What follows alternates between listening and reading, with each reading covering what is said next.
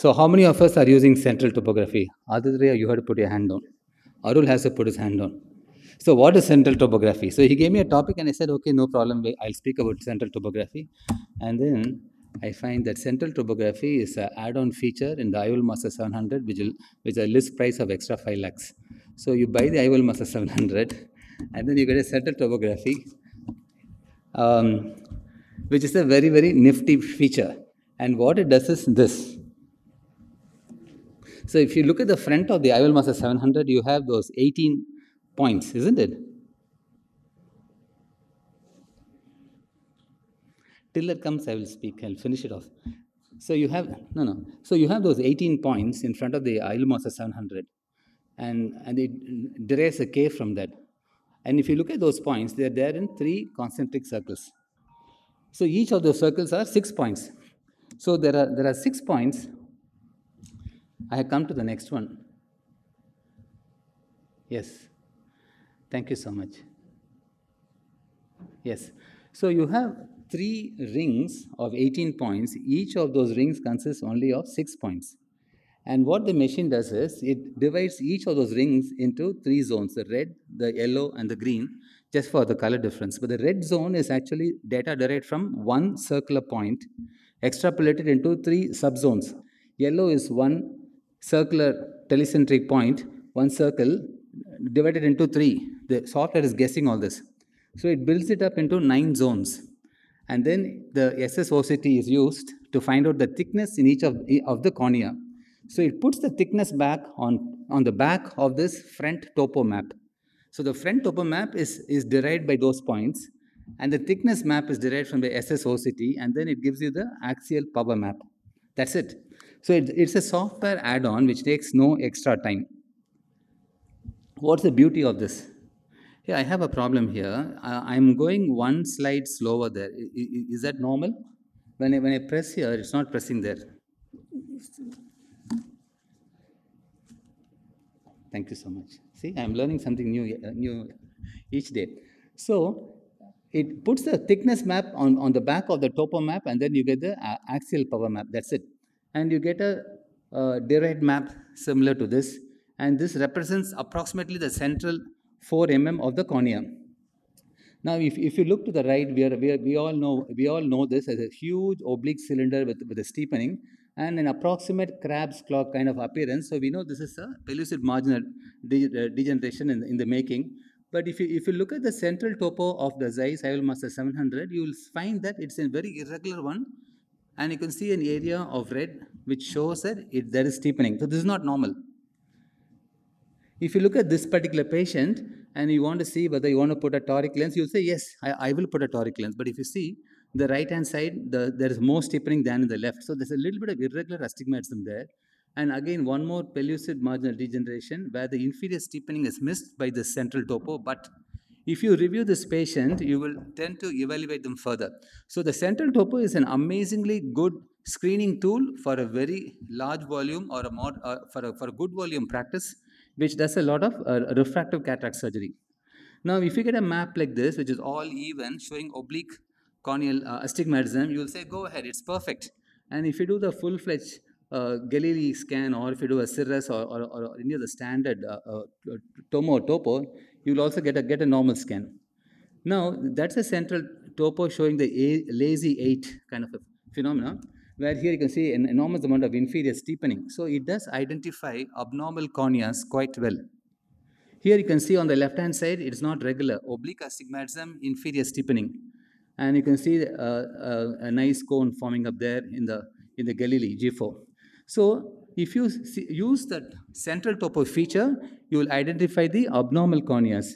So here's one more patient. You can see on the left-hand side is a central topo. On the right is a full-fledged topo that we are used to. Again, another pellucid marginal degeneration. It shows up there in not being that regular. There is an irregular astigmatism and a skewing, which you can see in the central topo. Here, all a very flat cornea, 40, 39.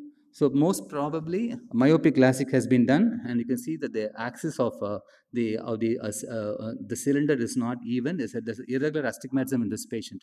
So when you see maps like this, you're likely to make correct decision about whether you want to talk to them about a multifocal lens, or you want to talk to them about a toric lens or a standard lens. So when the data comes to you, you can straight away confidently talk about the options to the patient. So all these slides are based off a study done by Douglas Koch, Lee Wang, and his co-workers, and they took up 150 patients and they compared a standard Schleimflug tomographer with the central topo. And the three researchers who are all good with corneal work, they compared the two and they decided what kind of decision they'll make on these eyes. And read this, the same decision was made whether to recommend a premium IOL based on CT, central topo, in 75 to 97% of cases. So some of the doctors in the team made a mistake in 25% of the patient, while the more careful ones made a mistake only in 3% of the topos which they reviewed. So central topo is a very, very good screening procedure which doesn't add to the time. Now, though central topo is a wonderful paid feature of the IOL Master 700, I like this particular feature better. Not much has been talked about this. All these are posterior polar cataracts. So the IOL Master gives this kind of a lens picture. It's an anti-segment OCT picture of the lens, and in this you can see a clear curved posterior capsule. So when you see a clear curved posterior capsule like this, you don't have to discuss the risk of PCR and vitrectomy and all that. You can go ahead with your standard phaco. Now, once in a while, very rare, once in a while, you'll see a lens with, see the posterior curvature. It's not normal. There's some kind of thinning, weakening, and bulge. See this. There's a small tear in the posterior capsule. This patient developed a mature cataract after several anti-VEGF injections. He just came to me with a mature cataract, but this was picked up by the optometrist. So this kind of data is really useful because you can plan your surgery and what you tell the patients with this. So if central topo is very good if you have a large refractive practice and if you have sufficient volumes, and I wish they will give it free with each IOL Master 700, but it's a good add-on feature. I think my 8 minutes should be up long time back, isn't it? Thank you. Any questions, please?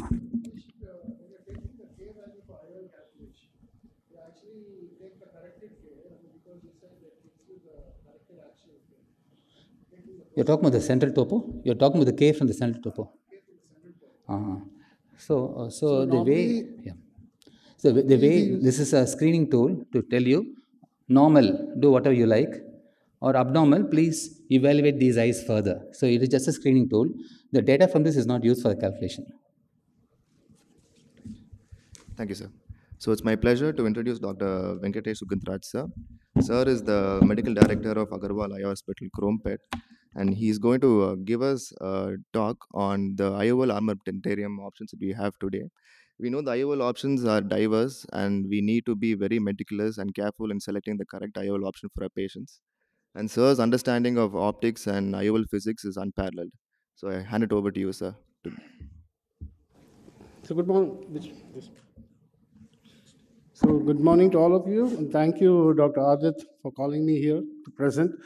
And with respect to evolution of IOL technology, I'm not even sure if late Sir Harold Ridley, when he implanted the first intraocular lens in November 1949, was even aware to what dizzying levels IOLs are going to evolve by 2023. So I have no financial interest in any of the IOLs I'm going to talk about. Most of the information is what I have understood after using them, and some of them from my peers whom I regard very highly. It's their opinions that I'm going to put forth. Oh, it goes. So it doesn't change here, only there. So see, cataract surgery today has given us an excellent opportunity not only to restore the vision because of the cataract, but at the same single sweep, we can take care of the patient's ametropic status that existed before the cataract surgery. Myopia, hypermetropia, astigmatism, and today even correction of presbyopia. All that can be done during cataract surgery. Only 39% of patients are aware of this according to a market survey. So, when you took IOLs, of course, you had the rigid lenses and then you have the foldable. The initial stages of evolution happened on very predictable lines. The materials, silicon, hydrophilic, hydrophobic materials, the design, square edge design to prevent PCO, and when that got negative dysphotopsia, they came with frosted edge design. And then we had the aspheric lenses to improve contrast. Then we had the toric lens to address astigmatism. We had tinted lenses in cases with patients of ARMD, etc. But over the last decade or so, most of the evolution in IOL technology has centered around this, that is providing presbyopia correction lenses. Okay, so these lenses today, basically, there are two categories of them. The first category of those lenses are those which are known as diffractive IOL technology. The second class of them are those which are known as extended depth of focus. They work slightly differently, and I'll try to explain to you quite simply how they work. Now let's look at this. So initially, they thought that in order to give good distance and near vision, two technologies were used, refractive and diffractive. Refractive produced so much of confusing halos and glare. Now that is totally phased out. It's obsolete. So the technology that exists today is diffractive. The diffractive technology does three things. One, it splits the light, it partitions the light, and it bends the light. Okay, all functions of them depend on these three things. It splits the light, it partitions the light. Partition means for distance and near, and trifocal for distance, intermediate, and near. And this is determined, the partitioning is determined by the height of the ridge. You have multiple ridges, this is called a kinetoform. The partitioning is determined by the height of the ridges. The third thing it does is bend. It bends light. So this bending is controlled by the width of the ridges. Okay, so it's as simple as this. So when this cross-section of a diffractive plate, which is simply put on a monofocal lens, constitutes a bifocal IOL or multifocal IOL. And the way light behaves after passing through it will largely depend on the height and the width of the diffractive ridges. Now, it's very interesting to note that the height of the ridges were based on the fovea-sensitive wavelength of light, which is 550 nanometers. Okay, so this is simple. The height controls the light energy distribution for far and near. If you set the height at half wavelength, you will have 40% for distance, 40% for near, and 20% will be lost. Now, if you look at this sentence, like 40 for distance, 40 for near, 20 for loss, it tells us a lot about some important functional performance of the lens. See, all of us are looking at objects at different distances, and we have 100% light transmission for every distance. So we have a light energy curve of 100%. But the best that these lenses can offer is just 40%, which means that these lenses will be associated with a drop in contrast and a drop in brightness. You must understand this, especially when you're offering these lenses for prelex patients, or clear lenses, where they're all seeing at 100% light transmission. Now, if you increase the height, then more for near, and if you make it flat, then it'll all go for distance. Now, we'll forget the apodization. Look at the light energy distribution. The 40% is the light which is maximally transmitted. But when you decrease the height of the ridges from center to periphery, this is called apodization, and it becomes pupil dependent, the amount of light that goes for near when the pupil is dilated is very low. And therefore, apodization as a concept has not held on. So now we have what is called full optic diffractive designs of lenses. The apodization lenses are very pupil dependent, and they've been phased out. The width dictates the nearvergence. So if you have more rings tightly packed, that means the add is more. If you have less rings loosely packed, the add is less. So the width of the ridges will determine the near focal add or the vergence. Now, if a light falls on the kinetoform, I told you, one of the functions of the diffractive ridges is it splits. Okay. It splits light into three orders: 0, first, and second order. The 0 order rays go as it is, they don't bend. The first order rays are bent to the same vergence of the add that you put on the lens. And note this, which is the red light here? So this and the second order rays has a vergence that is twice the vergence that you added. Now, in a bifocal lens, the second order rays are lost. However, in trifocal technology, which is probably a very intelligent adaptation of the bifocal technology, the second order rays are also utilized. Okay, that is the importance. Two distinct points of focus for near and distance. Are we happy? No. Because at each of these points, there is a blur circle caused by unfocused light, and these blur circles may be the important determinant cause for the photic phenomenon that is appreciated when these lenses are used. Trifocal, definitely I would prefer over bifocal lenses, though both are called multifocal, because it is not only not providing intermediate distance, it also intelligently uses additional 4% of light transmission. And this is a great example I'm going to give you. A trifocal is nothing but two bifocal kinetoforms that are fused and put on a base monofocal lens. Right. So, what is more efficient light energy distribution? Let us say that you have two ads, 1.75 and 3.5 ad. 1.75 is intermediate, 3.54 near. Now, the first order rays of the 1.75 will converge at 60 centimeters. The second order rays will converge at 3.5, which will actually add on to the near vision. It will reinforce the near vision. And that is why the trifocal technology is probably an intelligent technology that has lesser wastage of light energy. There's extra 4% of light energy utilization. And probably you should choose it over bifocal. If you had an option between multifocal bifocal or multifocal trifocal or diffractive, it is better to go for a trifocal design. And also the incidence of halos are less. Now we'll just move on briefly to EDOF lenses. The extended depth of focus lenses, there is a timer. Just stop me when I'm done. When you see, I told you the diffractive design does three things, right? Splits, partitions, and bends, right? The EDOF does two things only. It bends and stretches without splitting. With these two captions are enough to completely understand the lens. If you bend the light and you stretch it, but you don't split it, if you don't split it, you will not lose light energy. So the light energy distribution in EDOF lens is close to monofocal lens, 100% transmit, because the light is stretched but is not split. Light will not be lost unless it is split. So this is what it does. The AO has actually defined as what is EDOF is, they say that's a single contiguous elongated focal point that enhances depth of focus. There are three lenses that qualify for this, okay? The first is called the small aperture lens. This is IC8 after a lens, which uses the pinhole effect in order to get depth of focus. The central 1.2 millimeters alone has a pinhole effect. Okay, then we have two more lenses. One is called the Symphony and the Synergy lens. This uses something called echelon design, basically, which stretches the light without bending, without splitting it. And the Vivity lens does the same thing in what is known as the X-wave technology, where there is a small geometrical alteration in the center. And you see the important words. Surface transition 1 stretches, surface transition 2 shifts without splitting it. So this is the way it works. And if you understand the way the lenses work, you probably will be in a better position to offer them to your patients. Patients with the EDOF lenses will have much better quality, similar to monofocal lens. However, the near vision would be a compromise. Thank you all for your attention. Thank you, sir, for your extensive talk on IOLs. So for want of time, let's move on to the next topic.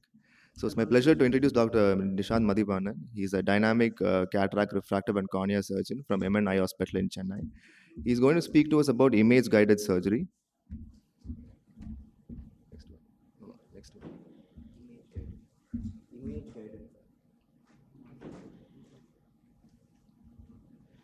So as we know, the standard of care and the expectations of patients are constantly on the rise. So image-guided surgery takes our precision and accuracy to one level further and helps us in getting exact alignment whenever we are placing toric IOLs. So Dr. Nishant is going to elaborate further on this topic.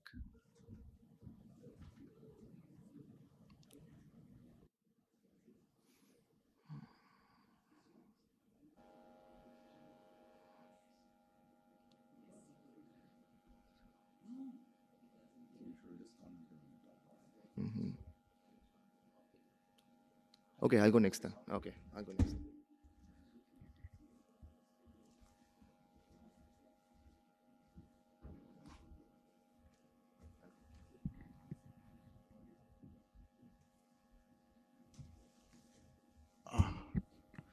So Adithreya has got a lot of experience with the 3D system, particularly for training. So he'll talk about the 3D cataract surgery or 3D microscope. Yeah. So I'm just going to briefly describe to you about the 3D microscope that we've implemented in our practice and the benefits that it does provide us. So perhaps you can consider this technology in your own center as well. So what exactly are the advantages that the 3D microscope gives you? It gives you an enhanced depth of perception, and also it shows you the ocular tissues in high definition format. So your maneuvers in the anterior chamber are much more precise and accurate. So this is the setup that we have at our operating center. As you can see here, the display is a 65-inch monitor, which is placed at a distance above 6 feet from the operating surgeon. And it's a heads-up display, so which means you don't have to look through the binoculars of the microscope anymore. You can be in a comfortable position and you can look 90 degrees straight at the monitor and operate at your own comfort. So again, the benefits are both to the surgeon and to the patient as well. The enhanced depth of field, it allows the surgeon to see more in one single plane of focus. So there's less need to keep changing your plane of focus during the process of surgery. All of the imaging is in 4K high definition, so which means you're able to see the tissues much more crisply. Your maneuvers are more confident and accurate. The benefit to the patient is the reduced light intensity. So we found with the 3D microscope, we can easily operate at an intensity of about 10 to 15% also, which enhances patient cooperation, especially when you're operating on topical anesthesia. So the biggest benefit we've seen is how it works as a teaching tool. So one of the hurdles that a beginner surgeon has is to overcome the understanding of spatial awareness and depth and awareness and space awareness as well. So the 3D visualization makes it effortless. They're easily able to understand the plane of focus and the plane of reference at which they're operating. So this is completely taken off the board, and young surgeons are benefiting from this very greatly. So this is a study that we did at a center when we compared the surgeon competency levels between 3D and traditional binocular microscopes. So we had 20 surgeons participate in this. Each of them were given 20 cases. All of them had a similar experience before starting. So each surgeon performed 10 surgeries on the 3D and 10 surgeries on the binocular microscope. And all of the steps were graded according to the ICO, Oscar phacoemulsification grading system. This has a grading from between 2 to 5, 2 being novice and 5 being competent. So this is a box and whisker graph which we see that in the 3D group, the competency scores were much higher in comparison to the 2D group. Now, when you dissect this further, let's look at the time taken for surgery. Time taken for surgery was lesser in the 3D group, and the competency scores were much higher in the 3D group as well. So let's dissect this even further. So this ICO-Oscar system grades it right from the patient draping right down to the closure of the wound. As we see here across the board on the 3D group, the competency scores were higher, and in comparison to the 2D group, the most significant step in the first initial steps of surgery was in the creation of the rexes, which means they were able to start the rexes and complete the rexes in a much more competent format.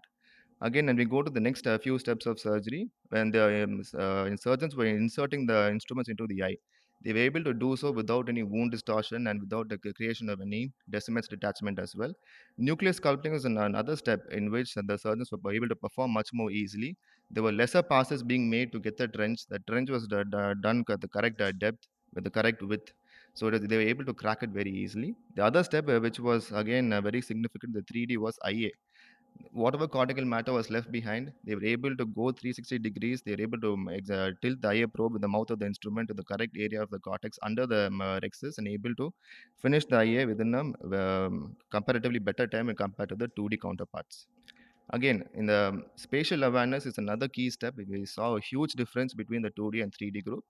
Spatial awareness here is decided by how well the surgeon can manipulate the tissue. There was less incidence of wound distortion, less iatrogenic iris damage, and less damage to the corneal endothelium as well. So, to conclude on the study, the competency scores were higher in the 3D surgeries when compared to 2D. Time taken is significantly lower in 3D, but what we did not see a difference is post-operative BCVA in the patients, and the rate of complications did not differ between the 2D and 3D group. So I conclude by saying young surgeons easily adapt to 3D visualization and benefit very greatly. So this is an video of the image guided system which can be implemented into the 3D system as well. So I'm not going to spend too much time on it. So again, and in case there is someone who does not want to use the 3D and they want to use the oculars, that is also possible.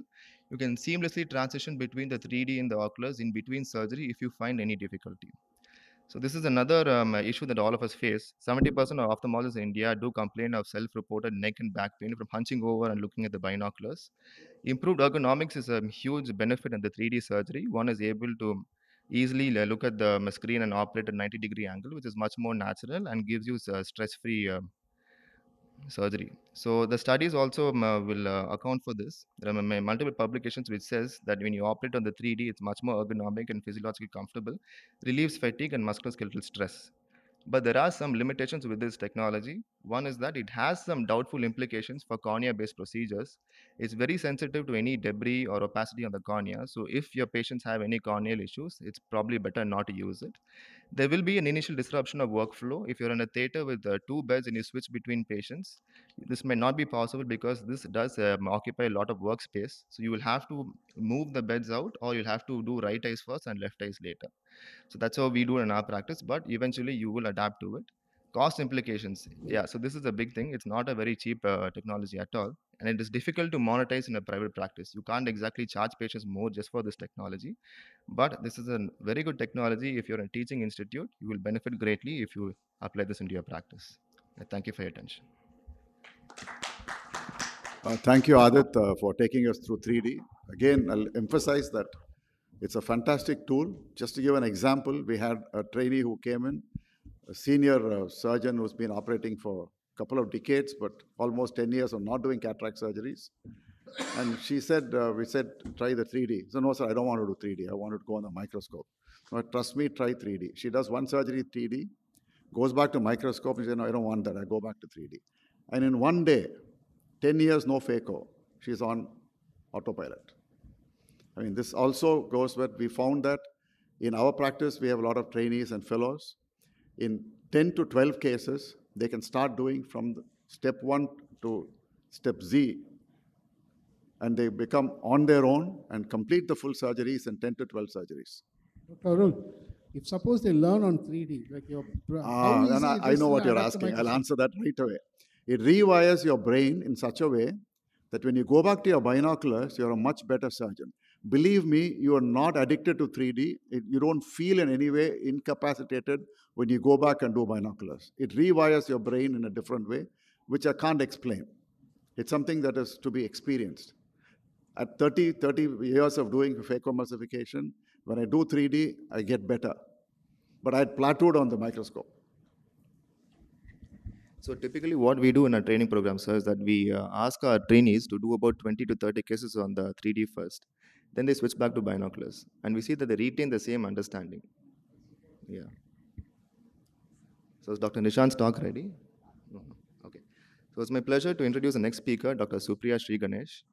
So Dr. Supriya is from Netradama Super Specialty Eye Hospital in Bangalore. She's a cataract and refractive surgeon. She's going to be talking to us about the lens fragmentation devices that we have available today to deal with mature and hard cataracts.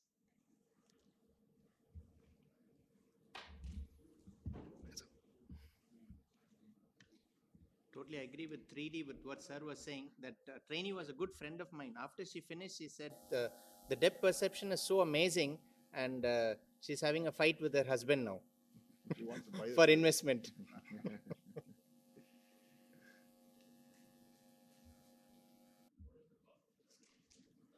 Who asked? Tejas.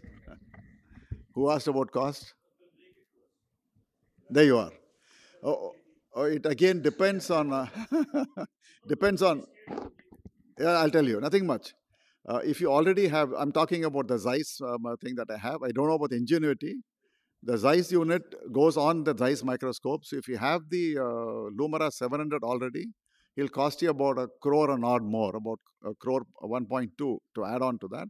If you're buying the full system, it is about 2.5 crores. That's the 700 with the Avedro. And if you add the OCT, it's somewhere about 3.5 4 crores. So that's one. I think Ingenuity is a little cheaper. The advantage on the Avedro is that on the flow, you can straight away switch back to binoculars.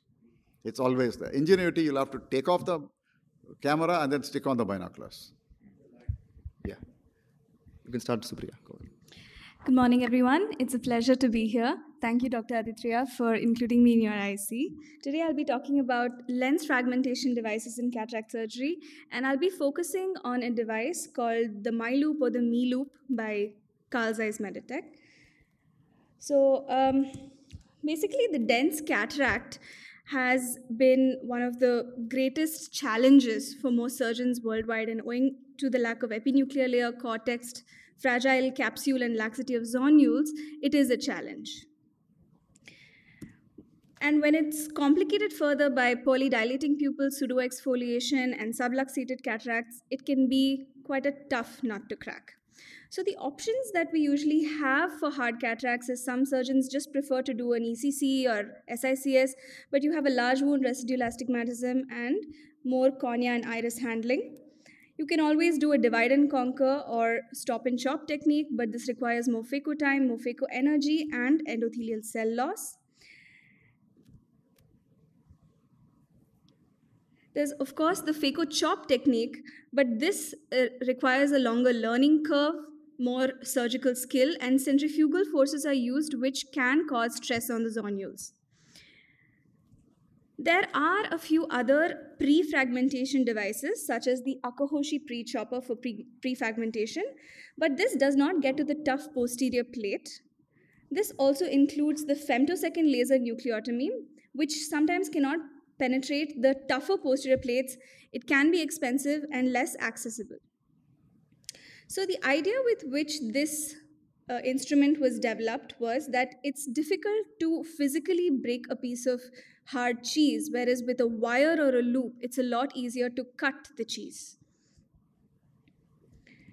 So with this, we come to the device called MyLoop or MeLoop. It's a microthin filament loop made up of a nitinol alloy with super elastic properties mounted in a pen-type actuator.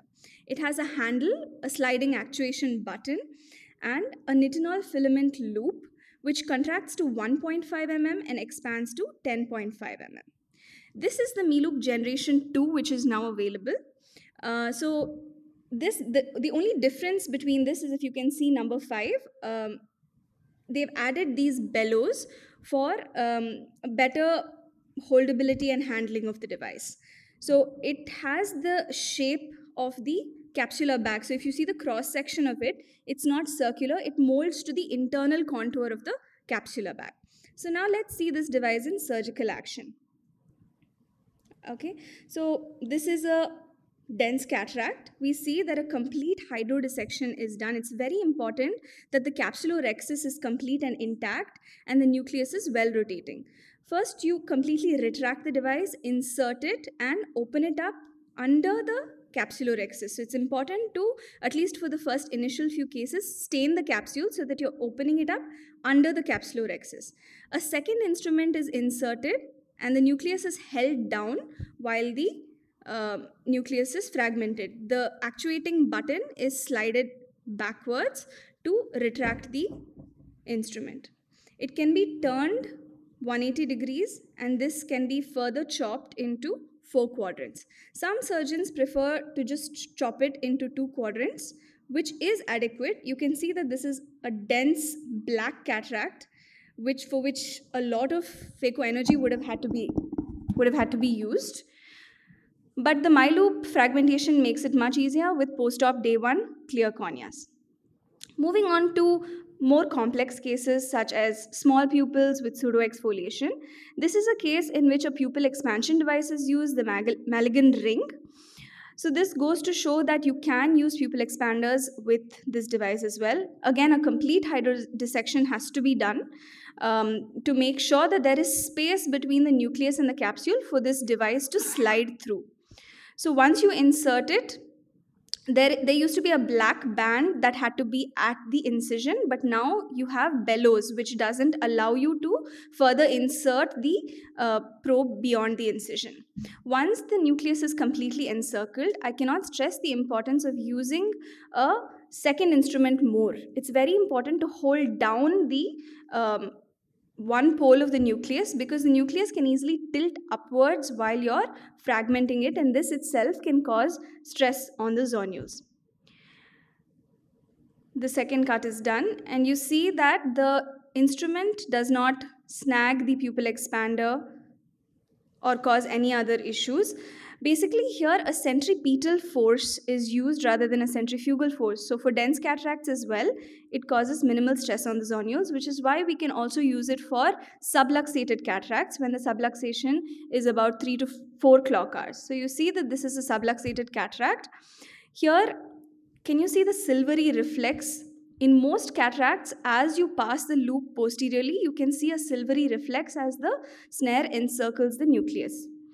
The force that's used to crack the nucleus is towards the center rather than the periphery. So the stress on the zonules is minimal. This is a second cut, which is done. And we can see that the nucleus has come out of the bag a little bit, but the bag is still intact. And the ZD has not increased. A CTR is placed and a lens is placed as usual with a clear cornea post-op day 1. So some noteworthy pressure points are that a complete hydrodissection has to be done. The loop has to be passed under the rim of the capsule. A second instrument has to be used to avoid tilting. Make sure that you don't snag the capsule during removal of the instrument. And the viscoelastic that has to be used is HPMC and not denser viscoelastics for smooth movement of the loop. Before we reinsert the instrument before the second cut, it's ideal to remove the instrument, inject some viscoelastic, and then reinsert it before the second cut. And before the second cut, it's ideal to rotate it only by 40 degrees because as the loop is ensnaring the nucleus rotates by itself. So can you use this for SICS as well? Yes. So we say that there have been studies done where SICS has been used for MyLoop with much smaller incisions, having cut the nucleus into 2 heminuclei and then removed each heminucleus. So smaller incision causes less induced astigmatism, better maintained AC, no sutures, and you can make a smaller rhexis even for denser cataracts. So we did a study of 50 eyes of grade 4 to 5 nuclear sclerosis and found that the CDE intraoperatively was much less with the MyLoop group and the endothelial counts at post-op 1 month was higher with the phaco with MyLoop group. There have been multiple other studies that have been done to come to the same conclusions. These are just some of the studies and some interesting cases as well where pars plana vitrectomy with the MyLoop has been done, where it was introduced through a sclerotomy and created for the fragmentome to cleave the lens into smaller and more manageable pieces before the phacofragmentation was done. Supriya, we're running short on time, so yeah. That's my last slide. you. So minimal damage and complete nuclear fracture, less phaco time, energy, etc. This is an excellent addition to your surgical armamentarium for dense cataracts. Thank you very much. Supriya, I have a question for you. So, what is the learning curve like for using the MyLoops? Because whenever I see your videos or Dr. Sriganesh's videos, I'm very tempted to go back home and use it. But there does seem to be some amount of movement in the nuclear bag complex whenever you use the MyLoop, and that's kind of a mental block for me to go ahead. Exactly. So the perception is that it's a very bulky device inside the eye, but it's actually a 0.3 micron diameter nitinol filament. So it's actually very thin and flexible in the eye. It doesn't touch any other tissue or endothelium, etc. It's very easy to use. So basically, if you keep these pressure points in mind, saying that a complete hydro has to be done, it has to go under the capsule, etc., it's a very smooth and easy learning curve. For me, when I started off, I had no issues with using the MyLoop with the right instructions. Thank you. Yes. Yeah, a very small rhexis would not be ideal. 5 to 5.5 mm as per usual. You don't need to make a much larger rhexis. One of the other advantages is that you have a mechanical delineation. When you use the MyLoop and then rotate it, the cortex gets cleaved, and then cortical removal is much easier. Thank you, sir. Thank you so much for your patient listening. Yeah. So next we have Dr. Nishant, who's going to talk to us about image-guided cataract surgery. Go ahead. Thank you so much. A very good morning. Being the first session, thanks Adithreya for giving this opportunity. So this session is actually, I think, about the future of ophthalmology. I would say that it's not the future. We are living in the future. I think by the time you finish these 3 days, you will know that how image-guided phacoemulsification is much needed. So no financial interest. So we know that the cataract surgery has far improvised from the older technique of manual marking. So we know the toric, we used to have the devices where we used to either mark in the slit lamp or we used to keep it horizontally and make the patient sit and mark. So those days are gone where we have the image marking system for astigmatism, which is very precise and diopters and the overall protocols both preoperatively and intraoperatively have a very significant altered in the postoperative outcomes. So this is a Callisto which I'll just talk about in detail, where we have the toric marker which shows the direction of the toric lenses which we are going to place. You need not mark 0 and 80, you need not put any stain on the die, or you don't have to put any marking with your needles.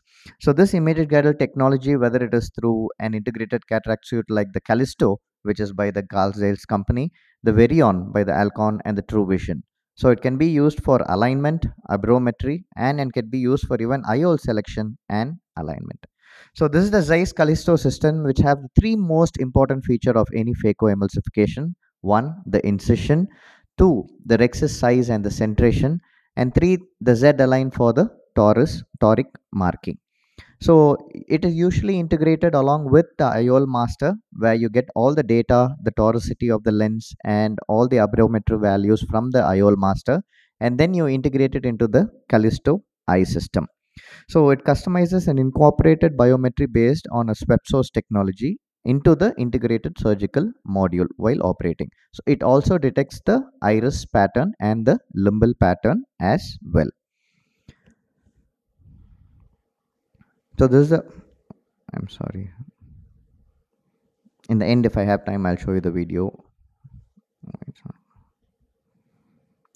So it's not only what we say should be followed. I think we have literature review and published reports which says that the effect of image guided system in phacoemulsification with intraocular lens implantation is much better than manual marking.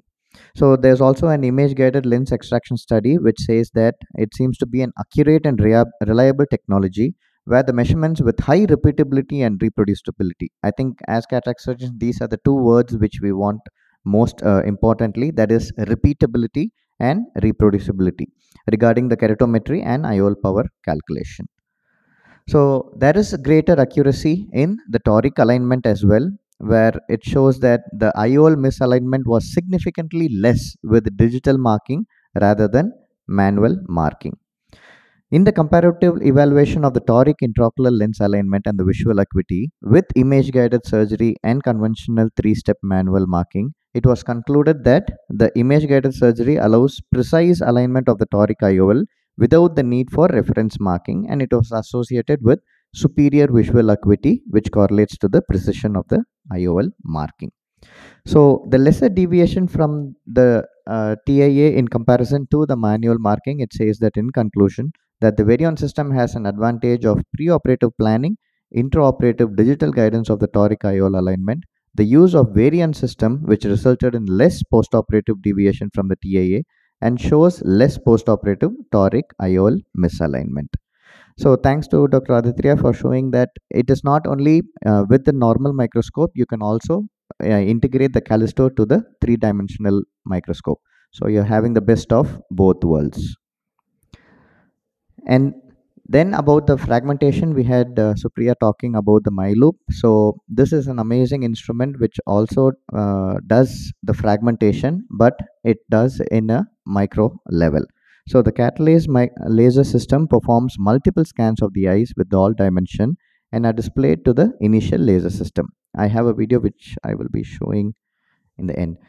So we can customize what kind of fragmentation we can do it, whether quadrant wise or multi-quadrant. We can even do a limbal relaxing incision. We can do the size of the rexus. Everything is done within a 30 seconds period.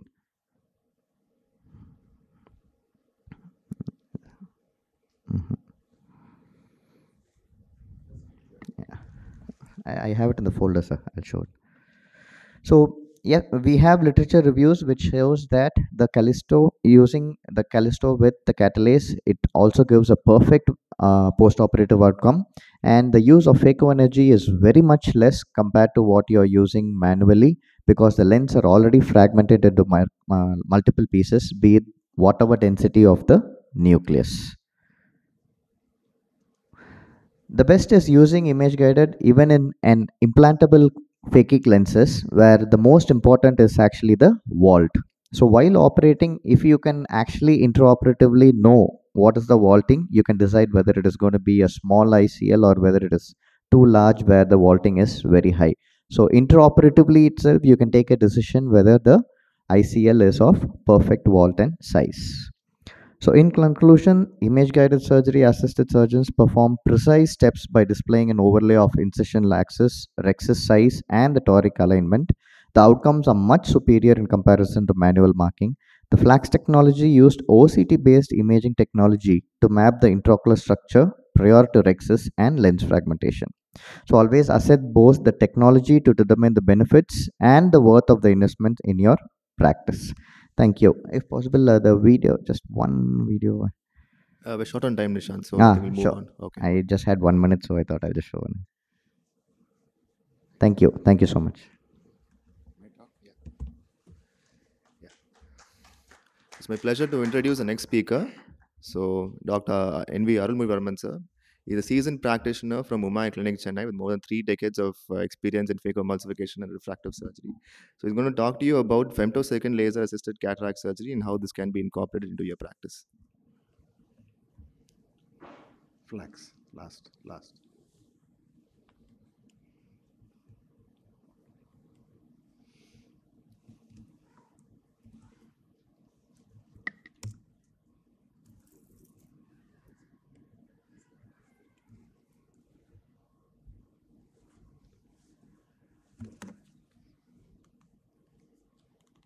Okay. I can use this, isn't it? That's fine, I'll use this. Good morning, thanks for being here this first session, first day. So I'd like to talk about femtosecond laser-assisted cataract surgery. What does it do? It does a scanning of the whole anterior segment, fixes the CCC either to the pupil or to the capsular bag. So we like to fix it to the capsular bag because then you get perfect centration of the IOL. It softens the lens and cuts it up. How much you want softening can be predetermined depending on the intensity or the density of the cataract and your predetermined choice that you would like to have. It can do absolutely brilliant LRIs. So when you have astigmatism, which is pretty low, about 1 to 2 diopters astigmatism, these LRIs work brilliantly. Corneal incisions, probably the least useful of the lot, can be also done, so you get precisely placed, perfectly designed corneal incisions too. So the question now is it useful? Does it add value to the patient and does it add value to the doctor and to his practice? Does it, a lot of have the questions that does it reduce surgeon skills? So would you forget about how do you do CCEC? Would you become a poor surgeon when you're chopping? Well, I'll come back to it and give you another example later as I go along. Okay. Can we? We were going fine, weren't we? Can I? Yeah. So, and another question is, a lot of people feel that it will not work on a hard cataract. It doesn't work? No, it does work actually. And the other one is, in a soft cataract, you don't need it. So this is the doubts in the person's mind. Okay, let's hope this video plays in sequence. Can you play both the videos? The next one also. You can pause the next one. Second one, pause it, please. Let's. There's a little bit of a. Yeah, keep playing this. Now, when it comes together, we'll play both together. So I'm just trying to show you. This is the same patient, same grade of cataract, 2 eyes. 1 eye was done. Yeah. You can start now. The other one also. So we just see what happens. This is a hard brown cataract. You would think that the laser would not penetrate. Say, it has done a beautiful rexus. Now you'll find that I'm ready to chop a little earlier. The first time I chop, you'll see bubbles coming out from inside. Where did the bubbles come from? They came in from inside the cataract. That's where the laser had penetrated even a dense brown cataract. Yes, it may not have broken up the posterior plate completely, but it has penetrated enough that it has softened the cataract. Now you'll see as you proceed, you see that the chopping on the left side is faster and the pieces are out while I'm still struggling on the other side where I've not done the flax. You'll find by the time I'm through with the flax, the other cataract is only half done. It's not just the time. That means I've used 50% phaco energy, that's lesser. I've made the surgery safer for the patient. I've made it less stressful to the surgeon. So all of that put together with a perfectly centered Rexis makes it a game changer. Yes, it does have cost. It may not be financially viable in every practice. Most practices which have this may not be making profit out of this. But end of the day, you're going to give excellent results day in and day out. If I were given a choice of having this machine and the overheads were lower, I would do this for every single patient, not just the patients who pay for it or the patients who I feel need for it and I keep pushing it on them. We are out and there is still half the cataract is left over. So by the time the cataract is out on the non-flax eye, the IOL has been implanted and the surgeon has gone back home, including the patient. So proof of the pie is in the eating. That's the cornea in the flax the next morning, and that's the cornea in the non-flax next morning. Okay, does it matter? In 3 or 4 days, this cornea also will become clear. But that cornea has lost endothelium. Does it have the ability to lose endothelium and keep functioning for another couple of decades? Or is he or she going to decompensate 2 decades later? Because now we have people living past 90. You do the surgery at 60 and you start doing DMEX and D6 at that particular point of time. So this is the answer to the question. Yes, it is absolutely brilliant. It is fantastic. The only problem is expensive. So we all start downplaying it, calling it technology that downplays the surgeon's skill. Now, we have just dialed back 10, 15 years. ABS brake on a car was ultimate. Now, ABS comes on scooters. EBD comes on motorbikes. You got traction control on scooters. So that made it safer, simpler, and better, and we all accept that. The same technology comes to cataract, you suddenly become macho. I don't want to do this because this is now being a pussycat. I would do macho. If you're really macho, give up the cold phaco, give up all these chamber stability features, go back to the dinosaur phaco machines of 20 years, 30 years ago, and I challenge you to do phacoemulsification. So you want technology when it suits you, and you don't want technology when it doesn't suit you. So technology suits everybody. It's only a question of ability to upgrade. And the problem here is the cost. So that's the only issue. Otherwise, it's fantastic. We have about 5 minutes more for the next talk, so. 2 minutes or 5 minutes? Yeah, 5 minutes left for the IC. So oh, yeah, sure thing. Yeah. So I can just show this. I won't show this video. This is an ICL in place, and we have done a flax through that. And this is just another flax thing. Let's forget it. Let's keep going. So it's invaluable in subluxated and PPC cataracts.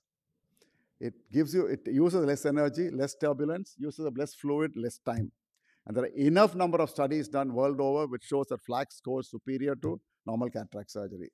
Famous last words, when IOLs came in, people said you can't put IOL into the human eye. And when phaco came in, they said phaco was no better than ECC after 6 months. And people keep saying, comparing SICS and phaco. Every technology has its role to play. One cannot downplay any technology. And we have to upgrade and keep going and give the best to our patients. Thank you. Yeah. So let me introduce the last speaker of the IC today. So Dr. Atik is a phaco-refractive surgeon from Fatima Eye Hospital and Chennai Royapeta.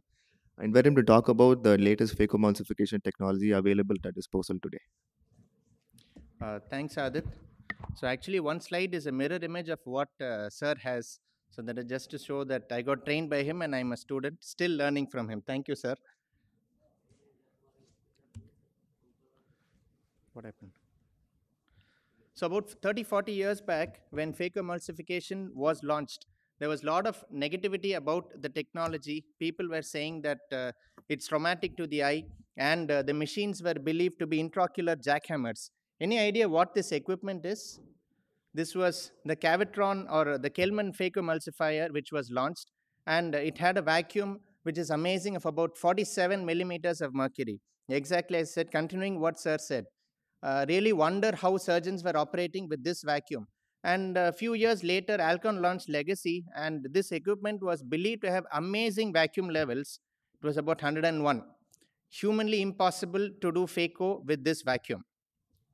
Initial days, as Sir said, lot of negativity about the technology and the technique, But then it stood its test of time, and for the past 2 decades, it's a happily ever after story between cataract and phaco, courtesy these amazing, wonderful equipments.